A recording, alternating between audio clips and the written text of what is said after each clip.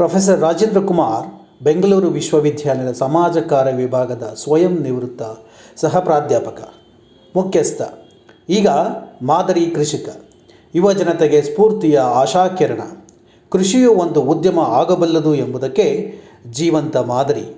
ಅವರ ಕೃಷಿ ವಿಧಾನ ರೈತರಿಗೂ ಅನುಕರಣೀಯ, ಆಕರ್ಷಕ, ಸದಾ ಪ್ರಯೋಗಶೀಲತೆಯ ಪ್ರೊಫೆಸರ್ ಅವರ ಕೃಷಿ ಪಾಠದ ಪಯಣ ರೋಚಕ.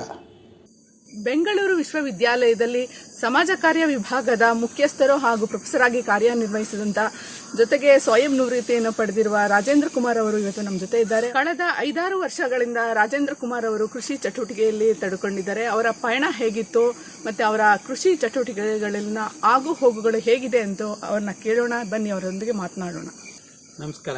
ಬೆಂಗಳೂರು ವಿಶ್ವವಿದ್ಯಾಲಯದಲ್ಲಿ ಸಮಾಜ ಕಾರ್ಯ ವಿಭಾಗದ ಸಹ ಪ್ರಾಧ್ಯಾಪಕನಾಗಿ ಅಲ್ಲಿಯ ಮುಖ್ಯಸ್ಥನಾಗಿ ಕಾರ್ಯನಿರ್ವಹಿಸಿ ಅಲ್ಲಿನ ಆಡಳಿತ ವ್ಯವಸ್ಥೆಗೆ ಬೇಸತ್ತು ಸ್ವಯಂ ನಿವೃತ್ತಿಯನ್ನು ಪಡೆದು ಈಗ ಕೃಷಿ ಚಟುವಟಿಕೆಗಳಲ್ಲಿ ತೊಡಗಿಸ್ಕೊಂಡಿದ್ದೇನೆ.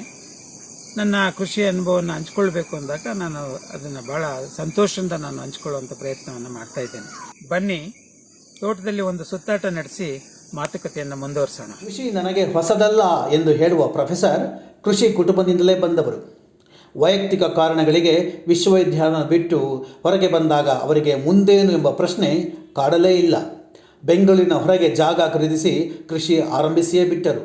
4 ಎಕರೆಯಲ್ಲಿ ಕೃಷಿ ಆರಂಭಿಸಿದ ಅವರ ಮುಂದೆ ಕನಸು ಕಂಡಿದ್ದು ಸಮಗ್ರ ಕೃಷಿ, ಅರಣ್ಯ ಕೃಷಿ.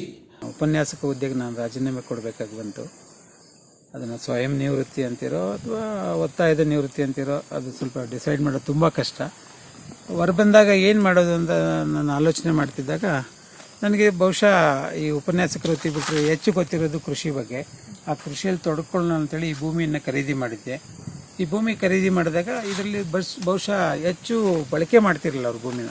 ಭಾಳ ಕಲ್ಲು ಮುಳ್ಳು ಈ ಥರ ಕೂಡಿತ್ತು, ಸ್ವಚ್ಛ ಮಾಡಿರಲಿಲ್ಲ ಅವರು. ಎಲ್ಲಿ ಸಾಧ್ಯನೋ ಅಲ್ಲಿ ಮಾತ್ರ ರಾಗಿ ಬೆಳ್ಕೊಳ್ತಾ ಇದ್ರು. ಅವ್ರ ಜೀವನ ಅದ್ರಲ್ಲಿ ಸಾಕ್ತಾ ಇತ್ತು. ನಾವು ತಗೊಂಡು ಇದಕ್ಕೆ ಸತತವಾದಂಥ ಪ್ರಯತ್ನ, ಸಾಕಷ್ಟು ಹಣನೂ ಖರ್ಚಾಗಿದೆ, ಇಲ್ಲ ಅಂತಲ್ಲ. ಹಣಕ್ಕಿಂತಲೂ ಹೆಚ್ಚು ಶ್ರಮ ಖರ್ಚಾಗಿದೆ. ಅದರ ಫಲ ಬಹುಶಃ ನಾನು ಹೇಳೋದಕ್ಕಿಂತ ಹೆಚ್ಚಾಗಿ ಅದೇ ಕಾಣಿಸ್ಕೊಳ್ತಾ ಇದೆ ಅಂತೇಳಿ. ಮೇಡಮ್ ಅವ್ರು ನಿಮ್ಮ ಜೊತೆ ಕೃಷಿ ಪೂರಕವಾಗಿರ್ತಾರ? ಅವ್ರು ಯಾವ ಥರ ಇದು ನಾನೇ ಮಾಡಿದೆ ಅಂತ ಹೇಳ್ಕೊಳ್ಳೋ ಹಾಗಿಲ್ಲ. ನನ್ನ ಧರ್ಮಪತ್ನಿ ನನ್ನ ಜೊತೆ ಇದರಲ್ಲಿ ಸಾಕಷ್ಟು ಸಹಕರಿಸಿದ್ದಾರೆ. ಇದು ಭಾಳ ಪ್ರಾರಂಭದಲ್ಲಂತೂ ಜನ ಭಾಳ ಖುಷಿಯಿಂದ ಮಾಡೋ ಕೆಲಸ ಅಲ್ಲ ಇದು. ಇದರಲ್ಲಿ ತೊಡಕೊಂಡು ನಿಮ್ಗೆ ಅಲ್ಲಿ ಪ್ರಗತಿ ನಿಮ್ಮ ಕಣ್ಣಿಗೆ ಕಂಡಂಗೆಲ್ಲ ನಮ್ಮನ್ನು ಹೆಚ್ಚು ಹೆಚ್ಚು ತೊಡಗಿಸ್ಕೊಳ್ತಾ ಹೋಗುತ್ತೆ. ಆ ದೃಷ್ಟಿನಲ್ಲಿ ನನ್ನ ಪತ್ನಿಯ ಸಹಕಾರ ತುಂಬ ಇದೆ. ಹಾಗೆ ಕಾರ್ಮಿಕರು ಯಾರ್ಯಾರು ಇದಕ್ಕೆ ದುಡ್ದಿದ್ದಾರಲ್ಲ ಅವ್ರ ಶ್ರಮ ನಾವು ಅಲ್ಗಳೇ ಆಗಿಲ್ಲ. ನಾವು ಕೂಲಿ ಕೊಟ್ಟಿರ್ಬೋದು ಅವ್ರಿಗೆ, ಆದರೆ ಅವ್ರ ಲಭ್ಯತೆ ಇಲ್ಲದೆ ಇದ್ದಿದ್ರೆ ಯಾವುದೇ ಸಾಧನೆ ಆಗ್ತಿರಲಿಲ್ಲ. ವ್ಯವಸಾಯ ಮಾಡಿದರೆ ಬಾಳೆ ಬೆಳೆಯೋದು, ಬೇರೆ ತರಕಾರಿಗಳು ಬೆಳೆಯೋದಂದರೆ ತೆಂಗು ತುಂಬ ಚೆನ್ನಾಗಾಗುತ್ತೆ. ಅಡಿಕೆ ಹಾಕಿದರೆ ತೆಂಗು ಅಡಿಕೆ ಮಿಕ್ಸ್ ಮಾಡಬಾರ್ದು. ನಾನು ತಪ್ಪು ಮಾಡಿದ್ದೀನಿ. ನನ್ನ ಉದ್ದೇಶ ಏನಂದರೆ ಇದಕ್ಕೆ ಮೆಣಸಿನ ಬಳ್ಳಿ ಹಬ್ಸೋದು ಅಂತ, ಕಾಳು ಮೆಣಸಿನ ಬಳ್ಳಿ ಹಬ್ಸೋದು ಅಂತೇಳಿ.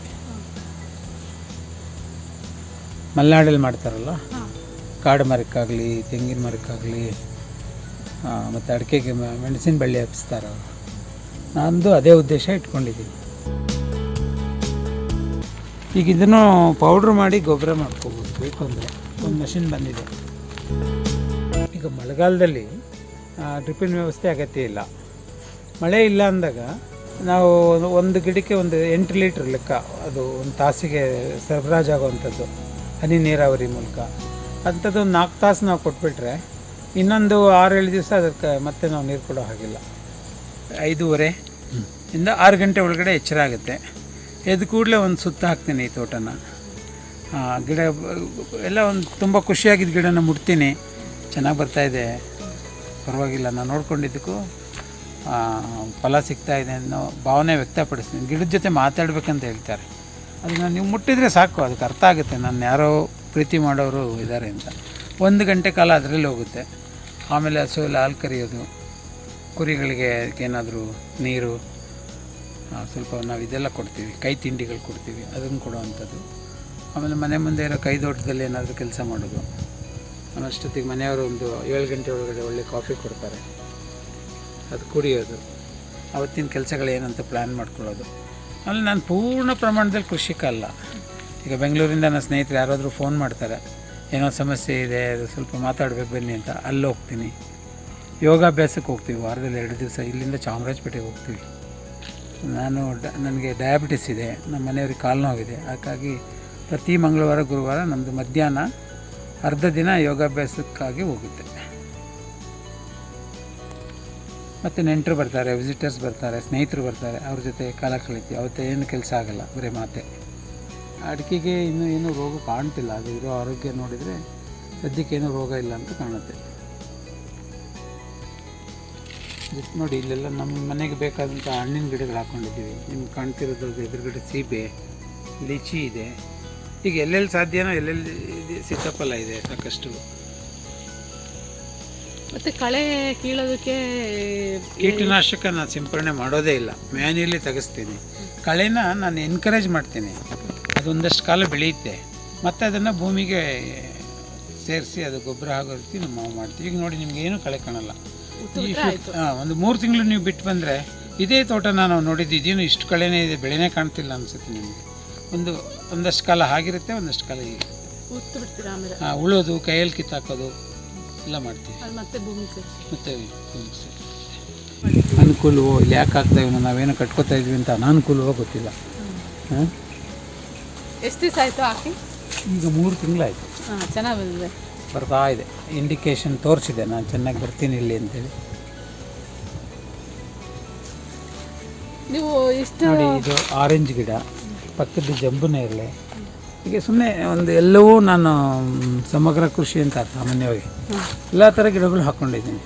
ಪೂರ್ಣ ಪ್ರಮಾಣದ ಆದಾಯ ಯಾವುದರಿಂದನೂ ಬರಲ್ಲ, ಇಂಥದ್ದು ಏನೂ ಇಲ್ಲ ಅನ್ನೋ ಹೋಗಿಲ್ಲ. ಹಾಗೆ ಇದೆಲ್ಲ ಸಾಗುವಾನಿ ಮರಗಳು, ಟೀಕ್ ಅಂತಾರಲ್ಲ ಸರ್. ಇದು ಒಂದು ಮರ ಏನು ಬಾಳುತ್ತೆ ಚೆನ್ನಾಗಿ ಬಂತ್ರ? ಅದು ಒಂದು 100 ವರ್ಷ ಆದರೆ ಒಂದೊಂದು 10 ಲಕ್ಷ ಆಗ್ಬೋದು.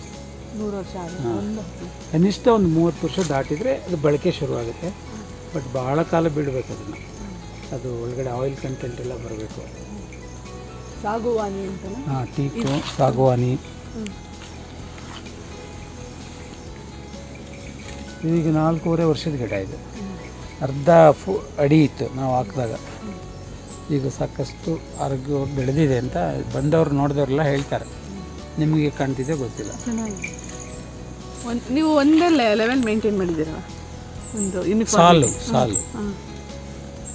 ಅದು ಎಲ್ಲ ರೈತರನ್ನ ಇಟ್ಕೊಂಡು ಮಾಡಿದ್ದೀರಾ ಹೇಗೆ? ಅಲ್ಲ, ಕೆಲಸಗಾರರು ಇಟ್ಕೊಂಡು ನನ್ನ ಮಾರ್ಗದರ್ಶನದಲ್ಲಿ ಆಗಿದೆ. ಹನಿ ನೀರಾವರಿ ಅಳವಡಿಸಿದ್ದೀನಿ ಪೂರ್ಣ ಪ್ರಮಾಣ. ಸೊ ಇದು ನೀರಿನ ಮೂಲ ಇಲ್ಲಿಗೆ? ಬೋರ್ವೆಲ್. ಬೋರ್ ಎಷ್ಟಿದೆ? ಒಂದೇ ಬೋರ್ವೆಲ್ಲು, 900 ಅಡಿ ಆಳದಲ್ಲಿದೆ. ಚೆನ್ನಾಗಿದೆ ಹಾಂ, ನೀರಿನ ಇಲ್ಲಿ ಸಾಕಷ್ಟು ರಿಸರ್ವಾಯರ್ಸ್ ಇದೆ. ಆ ಥರ ಅದು ಫೀಡ್ ಮಾಡುತ್ತೆ ಕೆಳಗಡೆ. ಅಂತರ್ಜಲ ಹಿಂಗಲ್ಲ ಬೇಗ. ತಿಪ್ಪಣ್ಣಲ್ಲಿ ಇದೆ, ಇಲ್ಲಿ ನಲ್ಲಿಗುಡ್ಡೆ ಕೆರೆ ಅಂತೇಳಿ ಇದೆ ಪಕ್ಕದಲ್ಲಿ. ಅದನ್ನು ಹಾಗಾಗಿ ಬೇಸಿಗೆ ಮತ್ತು ಮಳೆಗಾಲದಲ್ಲಿ ನೀರಿನ ಪ್ರಮಾಣ ಚೆನ್ನಾಗೇ ಇದೆ. ಆಮೇಲೆ ನಮ್ಮ ಭೂಮಿಯಲ್ಲಿ ಬಿದ್ದಿದ್ದ ನೀರು ಇವತ್ತ ಎಲ್ಲೂ ಹರಿದೋಗಲ್ಲ, ಎಲ್ಲ ಸಮಪಾತಲ್ಲಿ ಬದುಗಳು ಹಾಕಿದ್ದೀವಿ. It is called contour Bunts ಅಂತ. ಅಲ್ಲೇ ಕುಡಿಯುತ್ತೆ, ಅದು ಹಿಂಗತ್ತೆ. ಏನು ಮಾವಿನ ಮರಗಳು ಕಾಣ್ತಾ ಇದೆ ನಿಮಗೆ, ಇದೆಲ್ಲ ಅಪರೂಪದ ಮಾವಿನ ತಳಿಗಳು. ಅಪ್ಪೆ ಮಿಡಿ ಇದೆ, ದಶೇರಿ ಇದೆ. ಹಾಗೆ ಹೊಸ ಈಗ ನಮ್ಮ ಕೃಷಿ ವಿಶ್ವವಿದ್ಯಾಲಯದಲ್ಲಿ ಒಂದಷ್ಟು ಹೊಸ ತಳಿಗಳನ್ನ ಅನ್ವೇಷಣೆ ಮಾಡಿದ್ದಾರೆ. ಆ ಸಸಿಗಳನ್ನ ತಂದು ಹಾಕ್ಕೊಂಡಿದ್ದೀನಿ. ಈಗಾಗಲೇ ನಾವು 2 ವರ್ಷದಿಂದ ಫಲ ಉಪಯೋಗಿಸ್ತಾ ಇದ್ದೀವಿ. ಎಷ್ಟು ಮಾವಿನ ಮರ ಹಾಕಿದ್ದೀರಾ? ಹೆಚ್ಚು ಇಲ್ಲ, 12 ಮಾವಿನ ಮರ ಮಾತ್ರ ಇದೆ. 12 ಕೂಡ 12 ವಿಭಿನ್ನ ತಳಿಗಳಿದ್ದಾವೆ. ಯಾಕಂತಂದರೆ ಮನೆ ಬಳಕೆಗೆ ಇದು, ಮಾರುಕಟ್ಟೆ ದೃಷ್ಟಿಯಿಂದಲ್ಲ. ನಮಗೂ ಬೇಕಾಗುತ್ತಲ್ಲ, ನಮಗೆ ಆಗಿ ಉಳಿದರೆ ಸ್ನೇಹಿತರಿಗೆ ಕೊಡ್ತೀವಿ. 120 ತೆಂಗಿನ ಮರಗಳು, 300 ಸಾಗುವಾನಿ ಮರಗಳು, 100 ಓಕ್ ಮರಗಳು, ತೆಂಗು, ಬಾಳೆ, ಕಂಗು ಇವು ಅವರ ಸಮಗ್ರ ಕೃಷಿಗೆ ಸಾಕ್ಷಿ. ಹಲಸು, ಮಾವು, ಸೀಬೆ, ಮೂಸಂಬಿ, ಕಿತ್ತಳೆ, ಚಕೋತ ಹೀಗೆ ವೈವಿಧ್ಯಮಯ ಹಣ್ಣಿನ ತೋಟ ಅವರ ಕೃಷಿ ಭೂಮಿಯಲ್ಲಿ ಅರಳಿದ ವೈವಿಧ್ಯಮಯ ಕೃಷಿಯ ಪ್ರಾತ್ಯಕ್ಷಿಕೆಯಾಗಿ ಕಂಗೊಳಿಸುತ್ತಿದೆ. ಹೈನುಗಾರಿಕೆ, ಕುರಿ ಸಾಗಾಣಿಕೆ ಅವರ ಕೃಷಿಯ ವೈವಿಧ್ಯತೆಯ ಮತ್ತೊಂದು ತಾಜಾ ಉದಾಹರಣೆ. ಮುಂದೆ ಕೋಳಿ ಸಾಕಾಣಿಕೆ ಮತ್ತು ಜೇನು ಸಾಕಾಣಿಕೆ ಮಾಡುವ ಕನಸು ಹೊಂದಿದ್ದಾರೆ. ಕಪ್ಪು ಮೆಣಸು ಬೆಳೆಯುವ ಗುರಿಯೂ ಇದೆ. ಕೃಷಿಗೆ ಹೆಚ್ಚಿನ ಶ್ರಮ, ಆಸಕ್ತಿ, ಶ್ರದ್ಧೆ ಇರಬೇಕು. ಅವೆರಡೂ ಇಲ್ಲ ಎಂದರೆ ಈ ಸಾಧಿಸಲು ಏನೂ ಸಾಧ್ಯವಿಲ್ಲ ಎಂದು ಹೇಳುವ ಪ್ರೊಫೆಸರ್ ಈಗಿನ ಯುವಕರಿಗೆ ಮಾದರಿ ಕೃಷಿಕ, ಮಾದರಿ ಪ್ರೊಫೆಸರ್ ಆಗಿ ಹೊರಹೊಮ್ಮಿದ್ದಾರೆ.